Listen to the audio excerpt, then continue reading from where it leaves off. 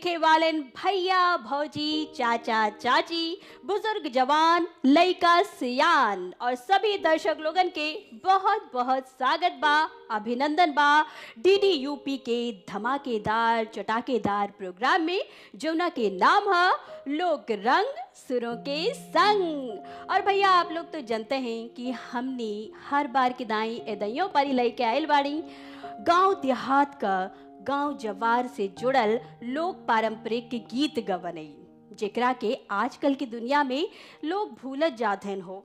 लेकिन हमार जौनी मंच बा ऊपर जब हमार गवैया लोगन इहे पुराने लोक परंपरागत गीत गावलन और आप लोग दम चाव से सुनलन तो हम तो कहते भैया आप लोग के भी अपन गांव जवार का याद तो आए जात होई है ना। तो उहे खाटी देहाती गीत गवनई लोक पारंपरिक गीत गवनई से जुड़ल हमारी खूबसूरत प्रोग्राम का आज का अंक लेके हाजिर बाड़ी हम सीमा शाही और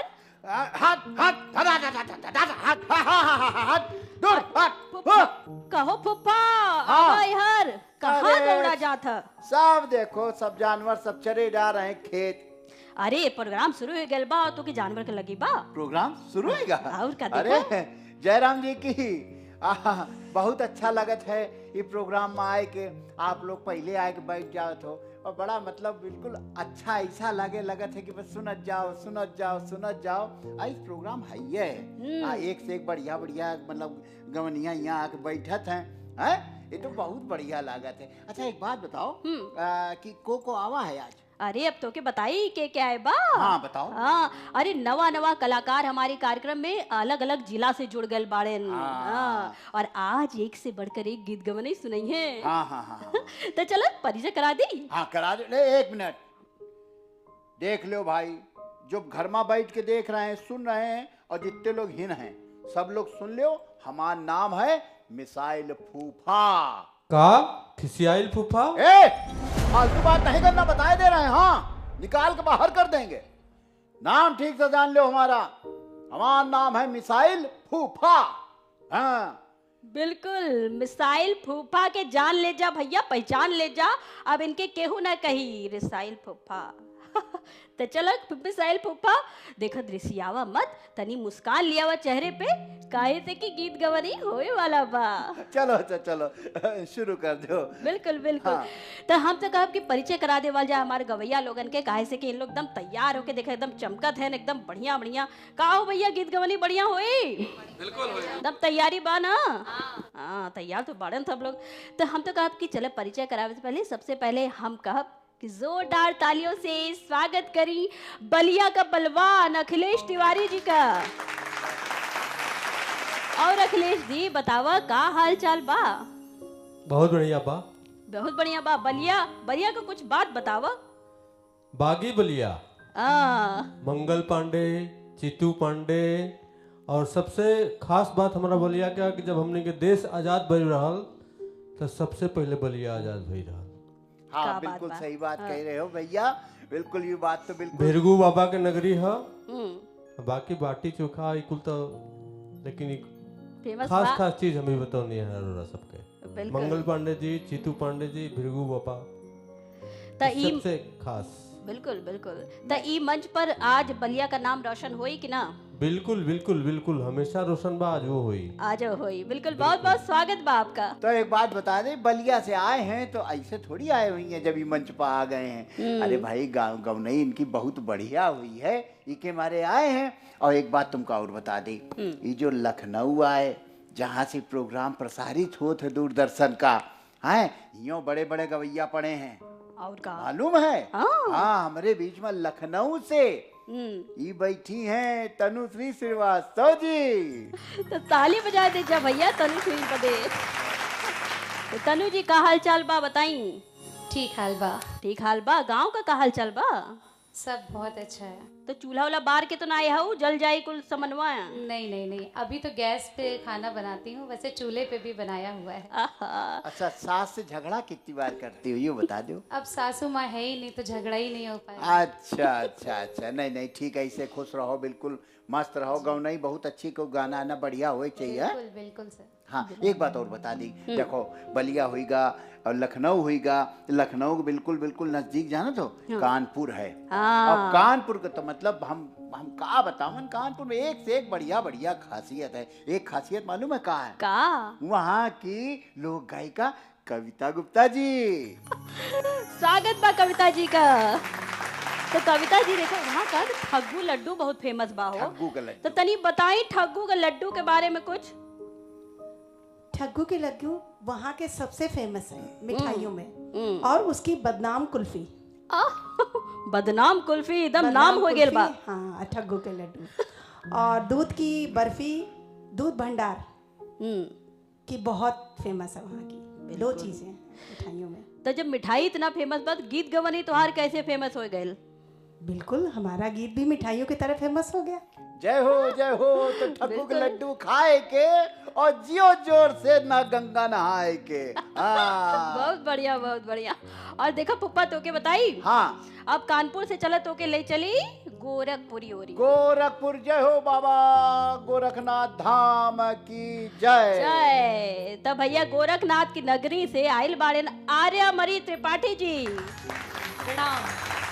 खुश रहिए। कैसन हाल चाल बा, अपन बतावा। बढ़िया बा।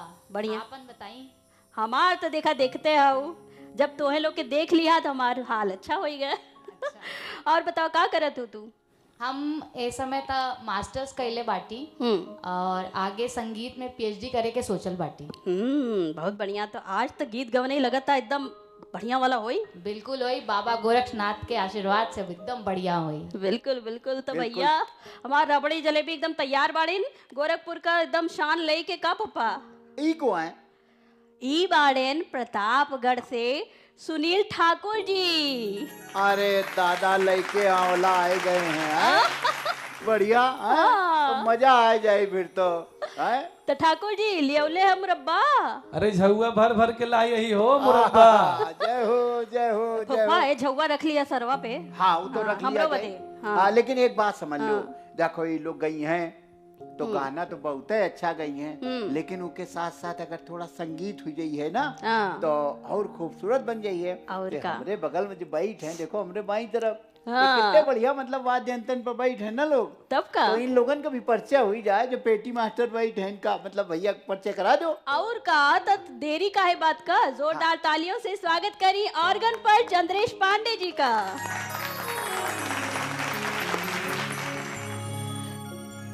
पहले तो मतलब लहिरा बजावत रहा, लहिरा बजाओ भैया। हाँ।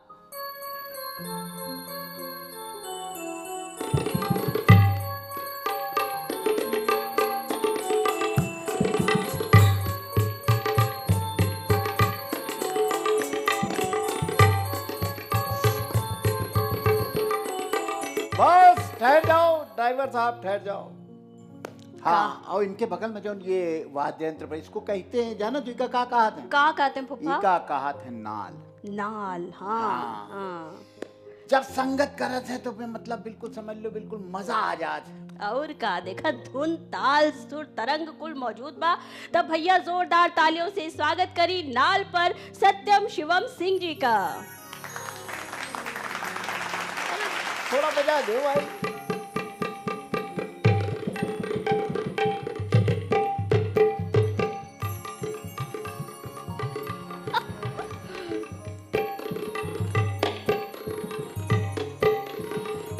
का बात बा भैया, बस करने तो हमारे फूफा नाचे लगी हैं तो रुकबे न करी हैं। और इनके बगल में हाँ, इनके बगल में बाड़ेन ऑक्टोपैड पर कुलदीप सैनी जी। जोरदार तालियों से स्वागत करी।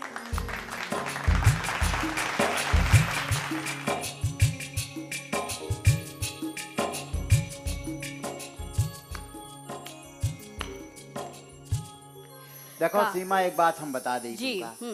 देखो सावन चल रहा है, सावन भादो बढ़िया मौसम है ना। हमका देखो एक बचपन की बात याद आई गई। बतावा फूफा। हाँ, हमारी अम्मा, हमका याद है हमरे बाग रहा है घर के बाहर, है ना। तो उमा सब जो है जब भादो आ जाता है तो झूला उला पड़ता है बढ़िया। हाँ। और झूला पड़े तो उमा सब औरतें दोपहरी काम वाम करके सब झूला बैठती रहे, खूब झूलती रहे। हाँ। और अम्मा हमारी गाना गाती रहे। हाँ। हमका थोड़ा थोड़ा याद आ रहा। कौन वाला सुनाई देता? बता दे। हाँ। भैया हो रहे हो, साथ दे हो है? तो चलो फिर थोड़ा सा, मतलब देखो हम गवैया तो नहीं, लेकिन थोड़ा देख लो कैसे, मतलब सावन भादो गाना घर में गावा जात रहा है पहले। है घेरे घेरे आई अंधेरी रात, मैया तेरा झूला पड़ा बगियन में। घेरे आई अंधेरी रात, मैया तेरा झूला पड़ा बगियन में। झूला पड़ा बगियन में, हाय राम झूला पड़ा बगियन में। आई अंधेरी रात, मैया तेरा झूला पड़ा बगियन में।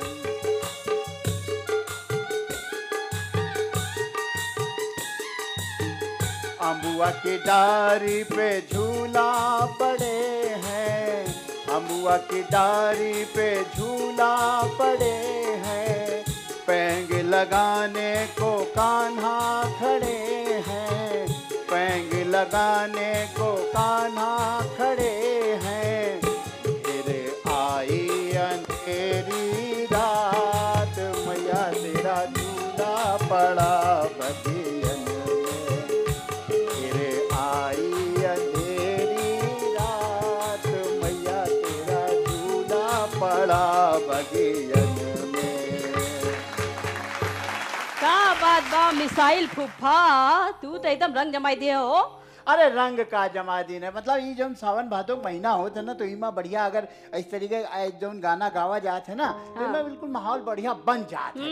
लेकिन ये जो मंच है, ये जो अपन मंच है जिसका नाम है लोक रंग सुरों के संग, इमा जो जो गाना होते हैं आनंद आ जाता। तब तो हमारा मन कर रहा है शुरू कर दो भाई। तब का देखा, हम तो के सुनवाए जाते ही काहे थे कि हमारे दर्शक लोग भी टीवी खोल के कब्बई कब बैठ गए बाड़न। तब बस फिर देर न कीन जाए। बिल्कुल बिल्कुल। तो दर्शकों आप लोग भी तैयार हो जाएं, गीत गवनई का दौर शुरू होने वाला बा। और हमार गवैया लोगन का गीत गवनई सुने बदे एकदम दिल लोग बेकरार बाड़न पप्पा। तो चला अब सबसे पहले सुरन के मैदान में हम बुलावे जातानी बागी बलिया से अखिलेश तिवारी जी के। अखिलेश जी आई, तनी जोरदार ताली बजाए दे चाहो। आवा भैया आवा आवा।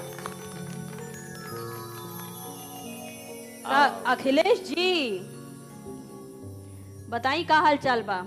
सब बढ़िया बा।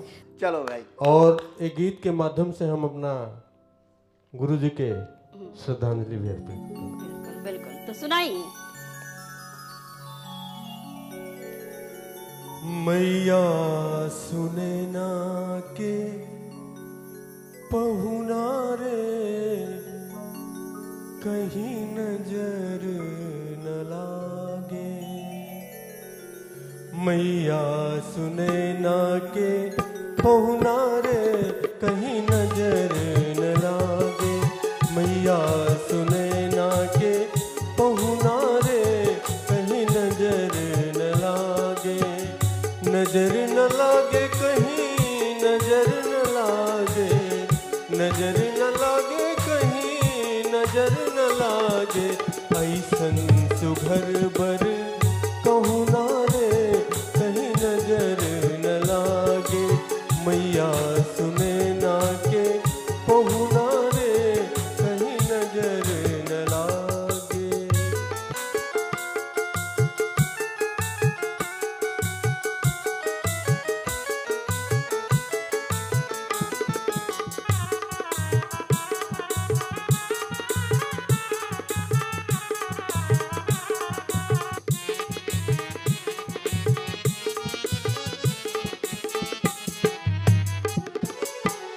कौन सुकृत कैली कोश कौशल्या कवन सुकृति कैली कौशल्या पवली ऐसन छौना रे कहीं नजर न लागे मैया सुने ना के पहुना रे कहीं नजर न लागे।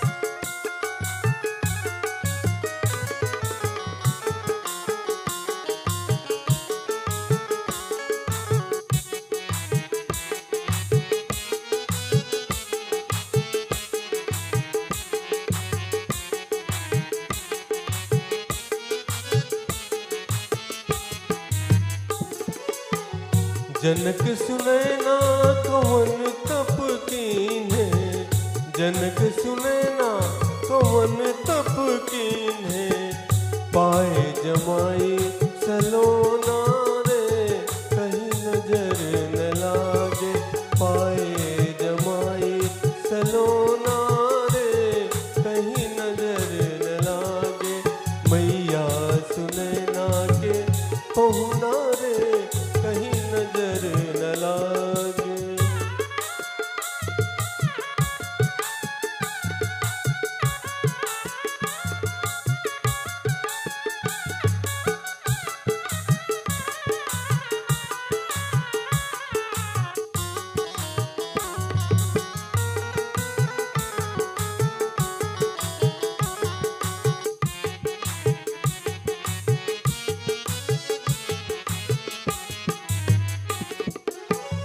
तिरछी तकनी मुस्कान अधर पर तिरछी तकनी मुस्कान अधर पर गजरा रे दो नैना रे कहीं नजर न लागे गजरा रे दो नैना रे कहीं नजर न लागे नजर न लागे कहीं नजर न लागे नजर न लागे कहीं नजर न लागे ऐसन सुघर बर कहू ना रे कहीं नजर न लागे मैया सुने ना के पहुना रे कहीं नजर न लागे मैया सुने ना के पहुना रे कहीं नजर न लागे।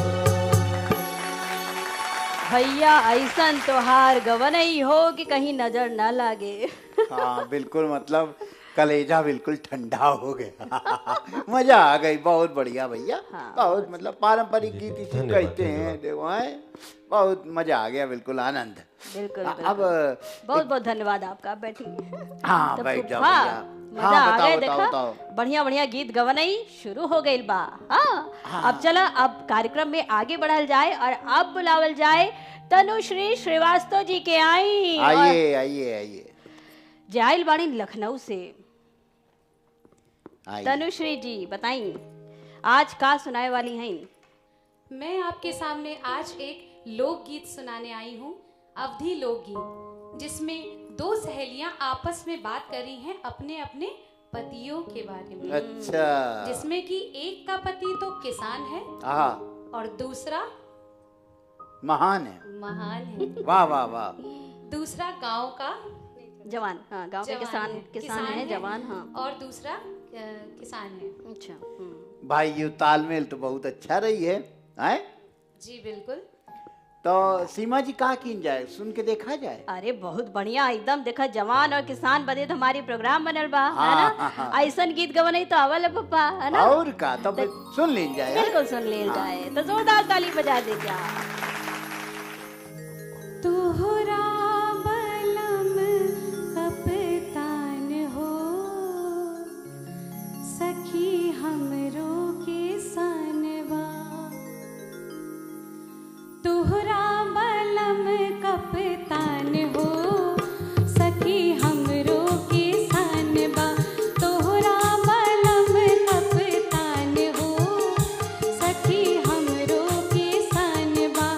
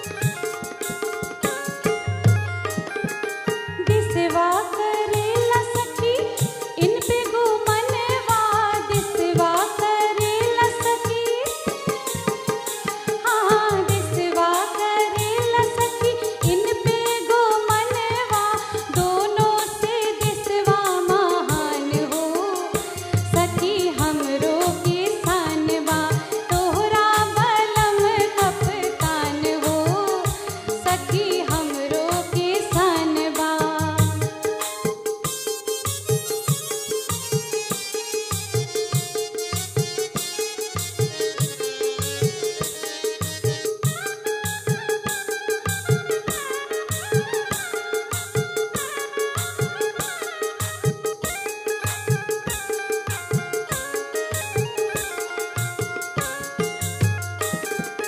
एक संग पढ़नी और एक संग लिखनी, एक संग पढ़नी और एक संग लिखनी, तोहरा मेरा एक समान हो सखी तुमरो के सनवा।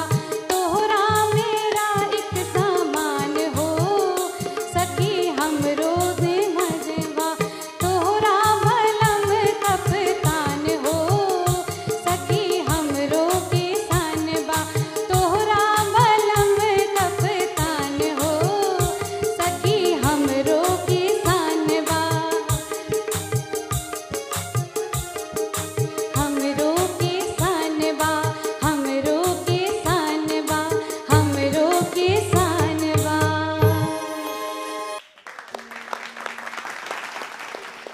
का बात बा, इतना बढ़िया गीत गवनई सुनौली कि का हम बताई कि देखा किसान और जवान के बाद फुफ्फा देखा हमरे कार्यक्रम में होला और इतना बढ़िया गीत गवली। तो हम तो पूछे चाहते ही ई बतावा तोहार पिया का बाड़न? मेरे बिया तो बैंक बाड़न। बैंक में बाड़न? जी माल अंदर मालबा है ना। तो ये बताई, तो इतना बढ़िया गीत गाओ तो गांव में रहलू कि नहीं? गांव में गई हूँ, रही हूँ, पर अभी तो मैं लखनऊ में ही रहती हूँ। लखनऊ में रहलिन तो गांव जवार का मतलब सीन कुछ दृश्य कुछ याद बा? चूल्हा बार ले लू कि नहीं? हाँ हाँ, चूल्हा में खाना वाना बनाया है। पकाए हो ना? सबसे वो गंदा मुझे लगता है गोबर से लीपने वाला। लीपने वाला? अरे कोई नहीं होता मुझसे। हाँ हाँ, नहीं ये बात देखो वही इस बात हम बता दें। देखो बिल्कुल साफ बात है, शहर में कौनो होए, बैरिस्टर होए, मिनिस्टर हो, कौनो होए, गांव से उसका संबंध जरूर होते है ना। तो हम सब लोग जितने लोग हैं शहर में रहतन, तो गांव से तो मतलब बिल्कुल पूरा रिलेशन है, यूँ मान के चलो। तो हमारे जो सबके जो संस्कार है ना वो गाँव वाले हैं, है ना। तो ये कहा से यही में मिठास है ना। तो बढ़िया, मतलब ठीक है, गांव गए हैं, गोबर उबर बहुत बढ़िया हो तो लीपा जा, ठंडा रहा था, मालूम एसी पेसी सब फेल हुई जात। हाँ हाँ, बैठ जाओ फिर देखा जाए फिर। चलो बहुत बहुत धन्यवाद बा तनुश्री जी, बहुत बढ़िया गौली। अब चलो फुफ्फा, अब कार्यक्रम के आगे बढ़ावल जाए हाली हाली, है ना। अब चलो बुलावल जाए तनी एकदम जोरदार गायिका आइल बाड़ीन कानपुर से, कविता गुप्ता जी। कविता जी आई हैं, हम बहुत देर से बैठे इनकी, मतलब देखो कौन लोकगीत लेके आई हैं। का लाइन इनके पास तो ढेरों, मतलब 20 साल का अनुभव है इनके पास, जाने हो। हाँ 20 साल से गा रही हैं। तो कविता जी बताई कुछ अपन बारे में। मैं कानपुर की रहने वाली और मेरी शादी गांव में हुई थी। वाह। मतलब मैंने कभी नहीं देखा था गांव, मेरे दूर दूर तक कोई रिश्तेदार नहीं था गांव में, लेकिन भाग्य कह लीजिए, शिष्टा कह लीजिए। और शादी हो के जब मैं गांव गई तो मुझे सब अच्छा लगता था, क्योंकि हमारे जो पति थे वो बहुत अच्छे थे जी, मेरा हर तरह से सपोर्ट करते थे। तो कुछ 1 महीना हो गया तो मैं लीपा नहीं था, तो गांव की औरतें आती तो बोली, अरे तोहार बहू लीपत ना है ना। तो मुझे ये रोज़ सुन के अजीब सा लगता है। एक दिन मैंने कमर कसी, सुबह उठी, मैंने पूरा घर लीप डाला, पूरा घर लीप डाला। बहुत बड़ा घर था, गांव के तो घर बड़े होते हैं। फिर लेकिन लीप तो दिया, लेकिन उस दिन सारा दिन खाना नहीं मैं खा पाई। बार बार जाती, शैम्पू से हाथ धोती, लेकिन वो स्मेल नहीं जा रही थी, मतलब महक रहा लो मन। हाँ, महक रहा। और फिर ओकरे बाद जो वो अच्छा लगने लगा, फिर मैं डिजाइन बना बना के लिखती थी। अरे बा, मतलब वही कल्चर में तू ढल गईलू, चाहे कहाँ से आए। फिर गांव की सारी चीजें अच्छी लगने लगी। अच्छी लगे। तो कहने का मतलब ये है कि गांव है, ये जो हमारी संस्कृति है, हमें उससे नहीं भागना चाहिए। बिल्कुल बिल्कुल सही बात कह दी नो। मतलब रंगोली बनाओ, देवरी पूजो, मतलब सब कुछ करे हो। तो अब तरह गाँव नहीं भी कुछ मतलब हो जाए। बिल्कुल बिल्कुल। तो सुनाई, जोरदार ताली बजाए दे जा।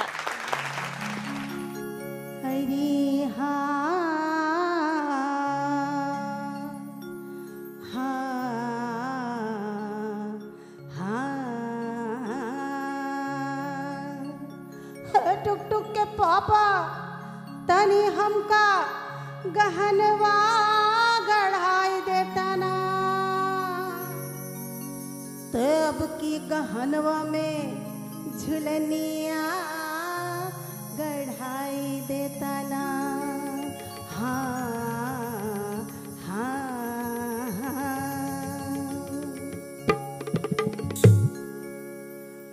अब की सावन में सावरिया हमके झुलनी गढ़ा दो ना।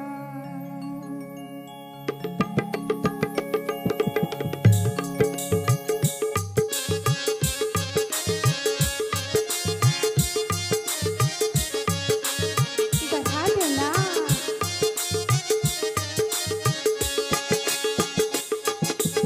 अब की सावन में सावरिया हमके झुलनी गढ़ा दो ना। तब की सावन में सावरिया हमका झुलनी गढ़ा दो ना। झुलनी गढ़ा दो ना के हमका झुलनी गढ़ा दो ना। अब की सावन में सावरिया हमके झुलनी गढ़ा दो ना।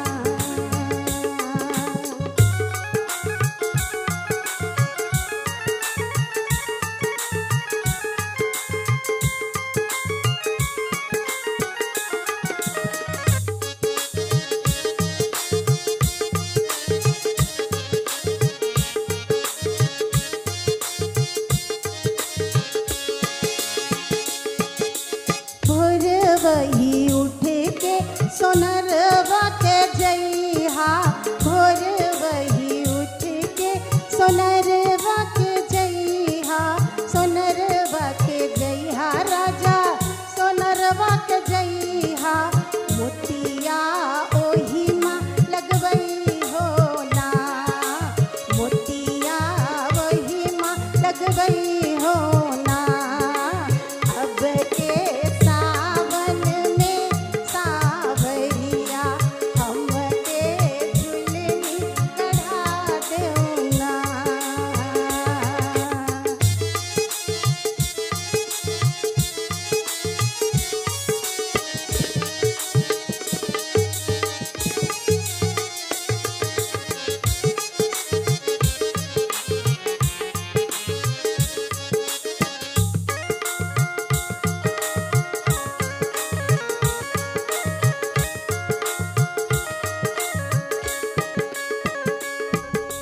वहीर झुलनिया पहिर सवरिया। वहीर झुलनिया पहिर सवरिया। पहिर सवरिया सैया पहिर सवरिया। वहीर झुलनिया पहिर सवरिया। अपने नैहरवा जइबे ना। अपने नैहरवा जइबे ना। अब के सावन में सावरिया हम तेरे झुलनी गढ़ा दो ना। गढ़ा दो ना।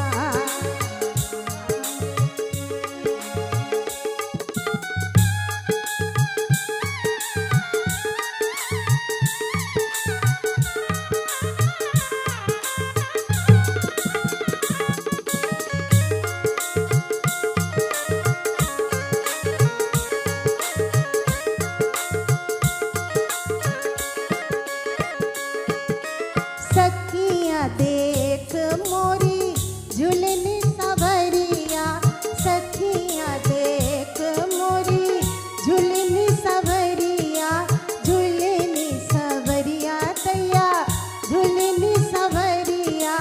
तोह का मान बढ़ई है ना। तोह का मान बढ़ई है ना। अब की सावन में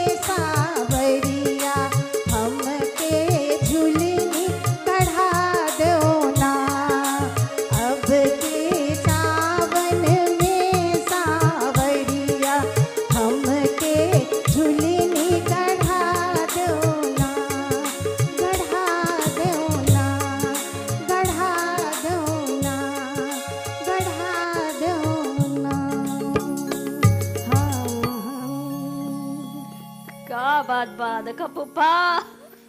भगवान चाहिए तो जरूर झुलनी जो है तुम्हार गड़ जाइए, चिंता ना करो बिल्कुल। हाँ। वैसे तो एक ठे झुलनिया रहे, हाँ लेकिन हम सोची तब ऐसे बड़ी एक बनवाई ली। और का देखा हमार पौना सुनत है और ये नथिया बा एक झुलनी और हार और झुमका और कौन कौन चीज सब बताई दे। अरे हमार भैया चाहिए तो भौजी की जो है मतलब बड़ी वाली जो है। नहीं, अब की करवा चौथ तक तो हम बनवाई ले। अरे वाह जय इससे हो। बड़का।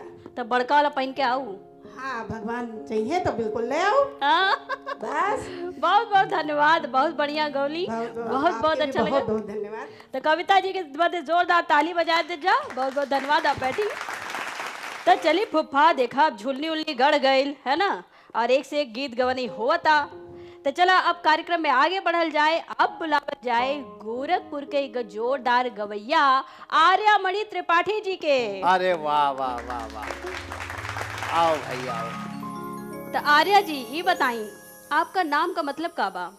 आर्या, आर्या महादुर्गा का 108 नाम जो है उसमें से छठा नाम उनका है आर्या। आर्या, बहुत बढ़िया। और आर्या का मतलब भी होता है सर्वश्रेष्ठ, मतलब सभियों में, मतलब जितने भी लोग हैं सबसे श्रेष्ठ हैं। ओहो, तो आज तो श्रेष्ठ गायकी सुने की मिली। बिल्कुल मिली। बिल्कुल बिल्कुल। तो फुफ्फा देखा बिल्कुल हमें तो बहुत अच्छा लगा। मतलब देखो सारी भाषाओं, जितनी मीठी मृदु भाषाएं हैं हमारी, प्रत्येक प्रांत में तरह तरह की भाषाओं का मतलब समागम है, लेकिन इनमें प्रमुख भाषा जो है वो हिंदी है। और हिंदी में सभी भाषाओं में अगर कुछ भी बताया जाए तो सभी जगह पहुंच जाता है आसानी से, है ना। तो इसीलिए आपने हिंदी का उपयोग किया। बिल्कुल है ना। मुझे ऐसा लगता है कि जो भी यहाँ पे देख रहे हो सकता है कोई अंग्रेजी भी जान रहा होगा, कोई संस्कृत जान रहा होगा, कोई बंगाली जान रहा होगा, लेकिन हिंदी एक ऐसी भाषा है, हमारे देश की, भारत देश की एकमात्र भाषा, ऐसी भाषा है जो हर व्यक्ति को आती है। बिल्कुल तो बिल्कुल। उसमें बोलने में मुझे लगता है कि संकोच नहीं करना चाहिए, गर्व करना चाहिए। बिल्कुल। भोजपुरी तो है ही हमारी शान, अरे हमारे तो बिल्कुल। रग रग में भोजपुरी बसा हुआ है। और देखा हमारी मंच जौन बा ना, हर भाषा का समागम बा, एकदम संगम हो जाता है ये मन। बिल्कुल, ठीक बा ना? बिल्कुल, हाँ, बिल्कुल। तो चलिए सुनाई अपन गीत। एक बात हम हाँ कहेंगे। बताइए। भाई इतने मधुर मधुर जो सुंदर सुंदर गीत आप लोग सब लोग सुन रहे हो बैठ के, तो हुई सकत कि आप में भी कोनो होए ऐसा जो गा ले तो बढ़िया मंच ढूंढ रहा होए। तो देखो एक बात समझ लो, तुमका अगर यहाँ गाय के लिए आए का है तो जो नीचे स्क्रीन पर नंबर चल रहा है एक का घुमाओ, बात कर लो, और अगर जरा भी दम हुई है तुम्हारे अंदर तो खटाखट मिसाइल फूफा के पास पहुंच जाइए और यहाँ खड़े हो कि इनकी जगह तुम हो गई हो। ठीक और का नहीं तो रिसियाई जाइए भैया। हाँ तो चलो शुरू की चलो जाए। चलो चलो। कोई लरी जहवा गीतिया सुनावे, अरे कौआ बोल कावरे। कोई लरी जहवा गीतिया सुनावे, अरे कौआ बोल कावरे। वही है मोरा गाँव रे गाँव रे, वही है मोरा गाँव रे, वही है मोरा गाँव रे गाँव रे, वही है मोरा गाँव रे। कोई लरी जहवा गीतिया सुनावे, कोई लरी जहवा गीतिया सुनावे, कौआ बोले गाँव रे। वही है मोरा गाँव रे गाँव रे, वही है मोरा गाँव रे, वही है मोरा गाँव रे गाँव रे, वही है मोरा गाँव रे।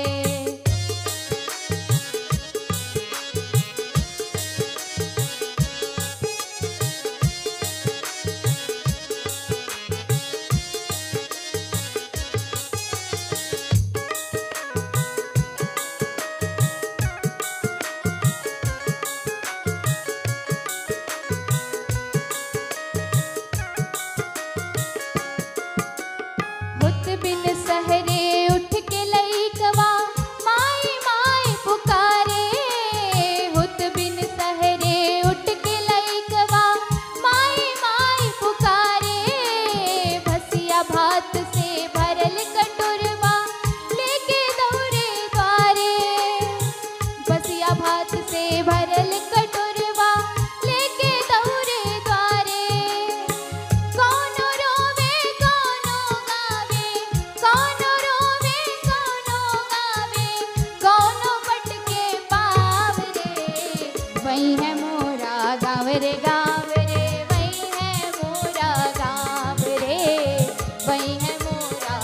रे गाँव रे वही है मोरा गाँव रे।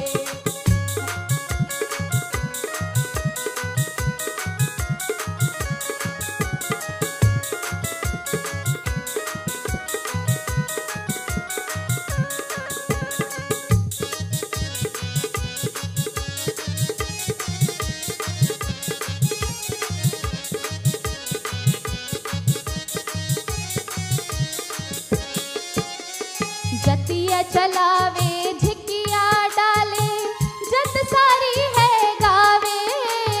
जतिया चलावे झिकिया डाले जत सारी है गावे। छोट बड़ दुआरे आवे सबके छाछ पिलावे। छोट बड़ दुआरे आवे सबके छाछ पिलावे। गाँव घर के बत कई होई, गाँव घर के बत कई होई, वही पीपल के छाव रे वही है मोरा गाँव रे गाँव रे वही है मोरा गाँव रे।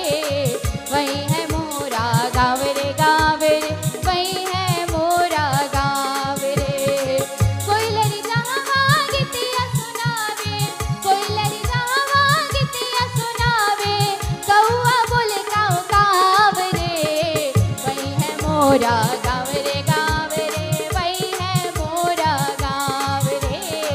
वही है मोरा गाँव रे गाँव रे वही है मोरा गाँव रे। वही है मोरा गाँव रे गाँव रे वही है मोरा गाँव रे।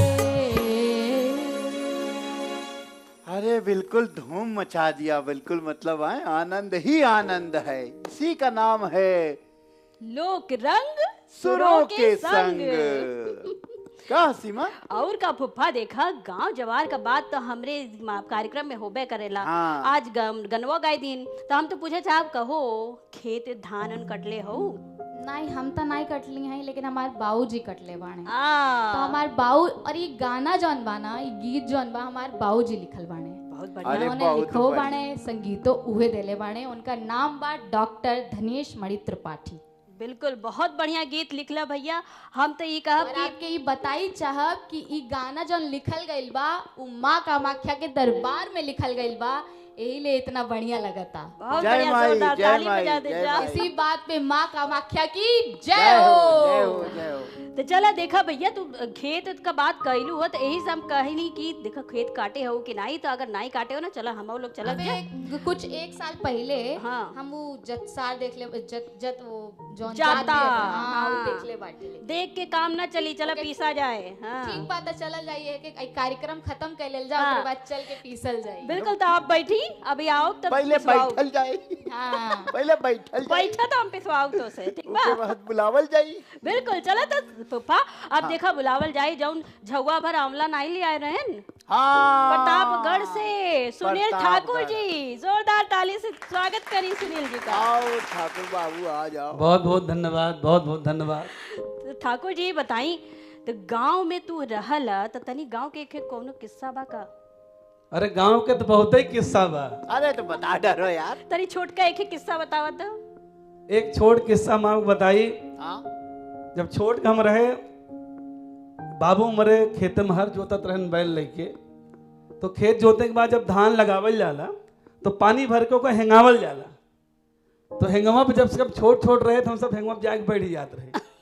जब खेत हेंगावत रहन हेंगवा पे जाके बैठ गए। हाँ। और कुछ दूर गए के बाद बैलवा बदक गया और घूम के मारे से एक लात वही पानी में जाके हम हेंगाए उठे चाला माँ। चाहला में एकदम तो गिर के एकदम बोर गए हो एकदम बड़ा। बोर डालस भैया। हाँ बिल्कुल लपेट लिया है। एकदम लपेट ले।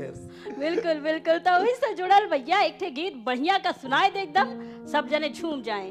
बिल्कुल सुनाओ, वो गाँव के गीत सुनाओ। अरे बिल्कुल आत्मा की आवाज। हाँ बिल्कुल बिल्कुल। तो जोरदार ताली बजा दे जा सुनील ठाकुर जी बदे।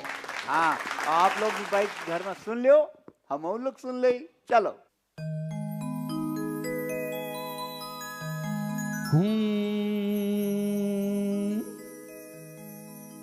हमर गौआ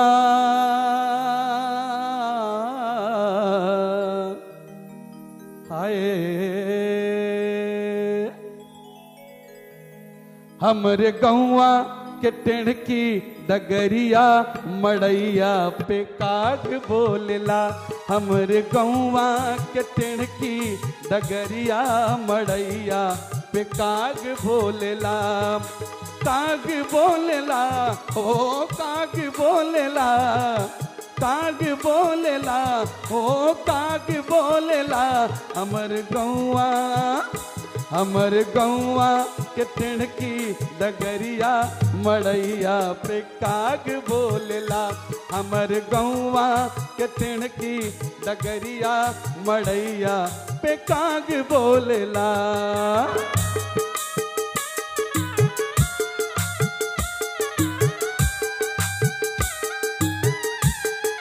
क्या बात है।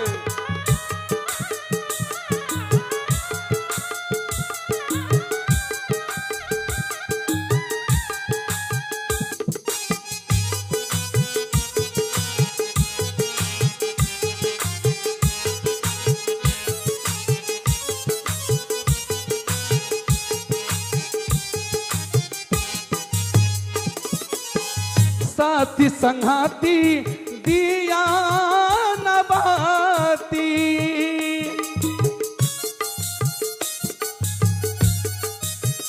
नहिया सनहिया जरेला दिन राती।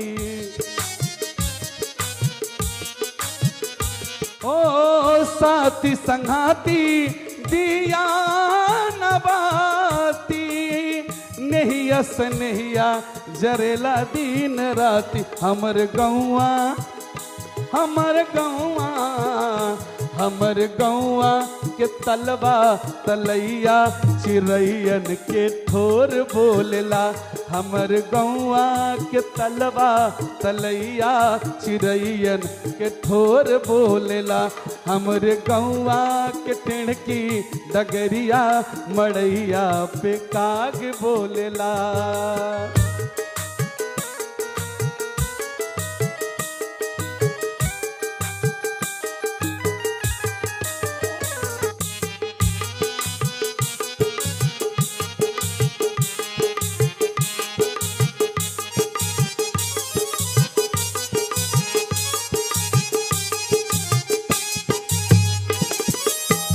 जिंदगी के मेला जैसे माटी के ढेला, पन घटकेला देख मन हर सेला। ओ जिंदगी के माटी जैसे माटी के ढेला, पन घटकेला देख मन हर सेला।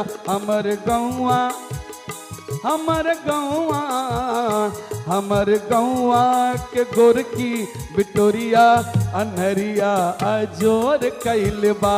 हमर गौवा के गोरकी बिटोरिया अनहरिया अजोर करे बा।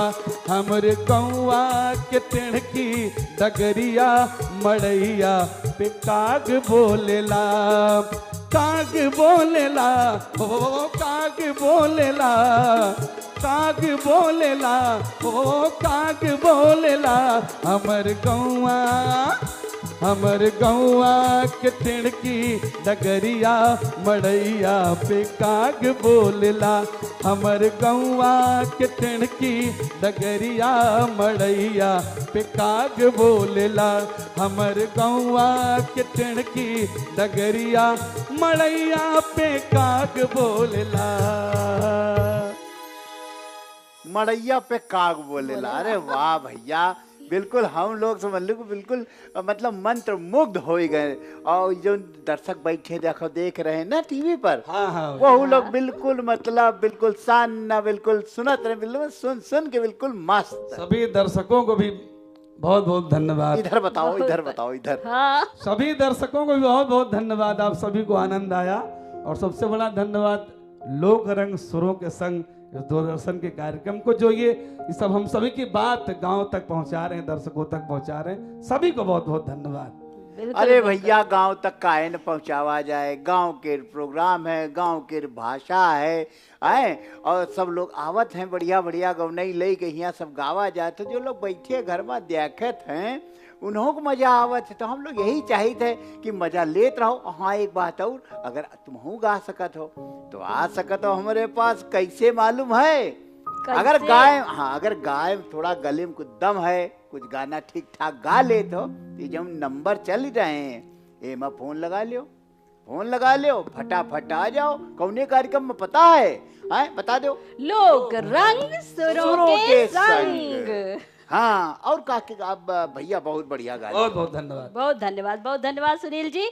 देखो फुफ्फा, हमारी कार्यक्रम बटबे की यहाँ जहाँ पे गांव देहात खाटी देहाती गीत गवनी होला किसान का, और हर चीज का देखा इतना बढ़िया बढ़िया सुंदर सुंदर गवैया लोग हमारे गाय देहन गवनई, और इतना बढ़िया बढ़िया बजवैयन बजाए दिहन, तो एकदम समा बद गए। सबके बहुत बहुत धन्यवाद बा भैया। तो एक के साथ ही देखा भैया फुफ्फा हमारे जो बतावत रहन कि आप लोग भी भाग ले सकलन, तो स्क्रीन पर जो नंबर चल रहा बा पर फटाफट संपर्क करी और आ जाइए मंच पर आप हुनर आजमावे बदे। तब फुप्पा चलने के समय हो गेल बा, काहे से कि देखा घड़ी का सुई इशारा करत बा कि अब जाबा भैया। हाँ, समय कोई नहीं रोक पाया है लेकिन आप लोग बिल्कुल परेशान न होयो, जाने हो हम लोग आवा करब जैसे आ रहे हैं, और का देखे रहो, टीवी ऑन करो, टाइम पर आओ, सब काम धाम निपटाए के और हम लोगन का पाओ। बिल्कुल, तो देखत रही दूरदर्शन उत्तर प्रदेश, और अगले एपिसोड में हमने का फिर से मुलाकात हुई यही जगह पर यही ठैया। तब तक के लिए शुभ रात्रि, नमस्कार। जय राम जी की।